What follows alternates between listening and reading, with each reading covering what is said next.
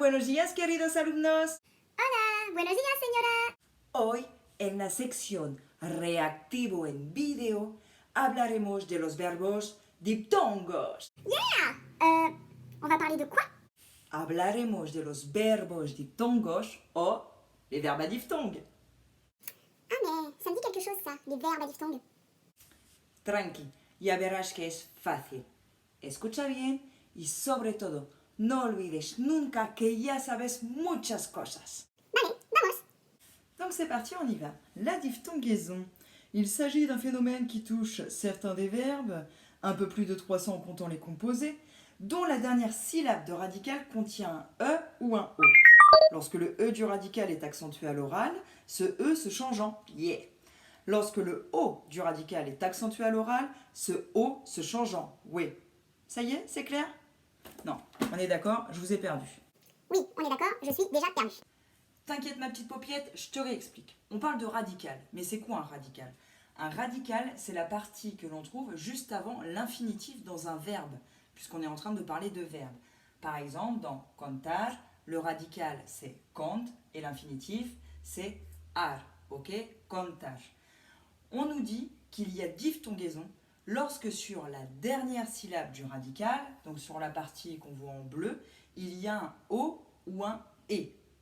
Ok? Justement, c'est ce O qui va devenir oui et c'est ce E qui va devenir yé. Alors par contre, attention, tous les verbes ayant cette construction ne se diphtonguent pas forcément. Vale, y entendido. Mais à quel moment on les fait diphtonguer, ces verbes? Tout le temps? Siempre? Muy buena pregunta, gracias por seguir. Je disais donc, très bonne question. La diphtongaison se fait au présent de l'indicatif, au présent du subjonctif, puisque c'est le même radical mais on change uniquement la terminaison, et à l'apéritif. Non, à l'impératif. Oh, on la refait ou pas? Non, on la garde, on fait un montage? Ok. Ok, et à toutes les personnes? Ben non, ce serait trop facile. Je te donne un exemple avec poder, puisque c'est un verbe que tu connais déjà.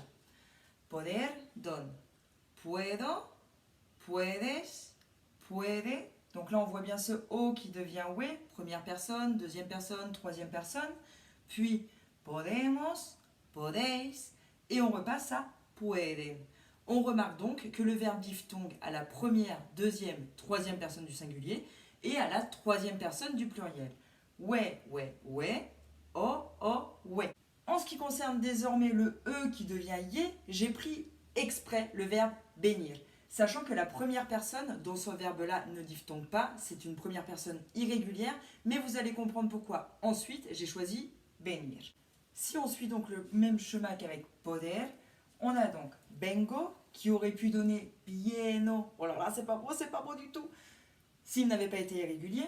Si on suit le même schéma, nous avons vienes, viene, venimos, venís, vienen.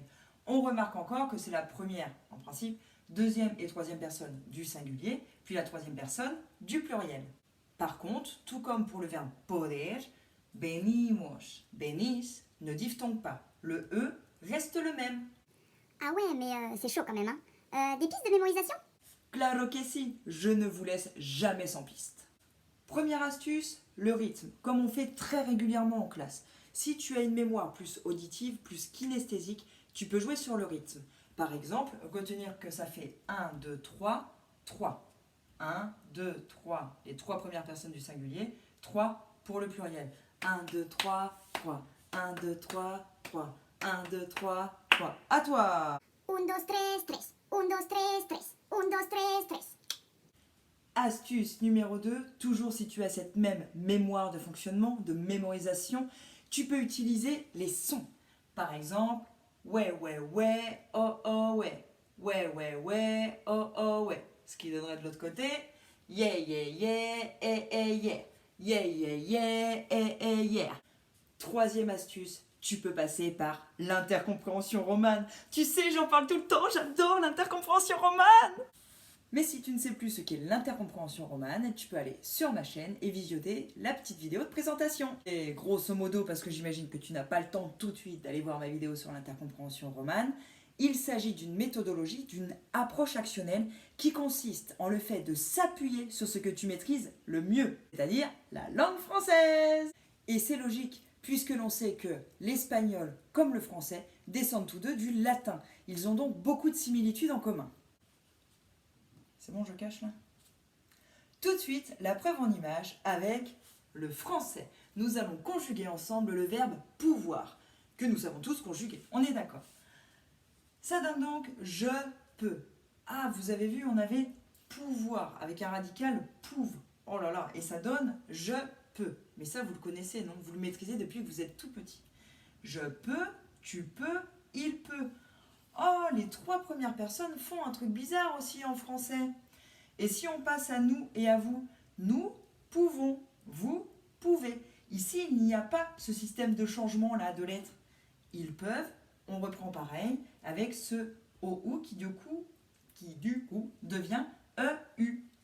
Et pourquoi j'ai pris cet exemple, il est intéressant, c'est que pour ceux qui sont visuels, puedo, UE, effet miroir, je peux, EU.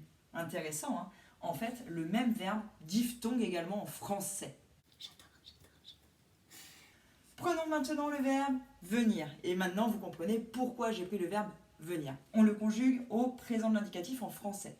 Je viens. On entend bien ce yen, qui n'est pas d'ailleurs dans le radical.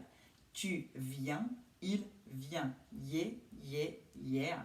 Nous venons, vous venez. Oh, il n'y a pas de diphtongue. Et enfin, ils viennent. Bref, c'est magique. En fait, vous pensiez que c'était difficile, mais c'est exactement comme le français. Muchas gracias, señora, por todas estas explicaciones y hasta pronto para otro número de Reactivo en Video. ¡Adiós! Sí, hasta pronto, lo espero. ¡Adiós, mis alumnos!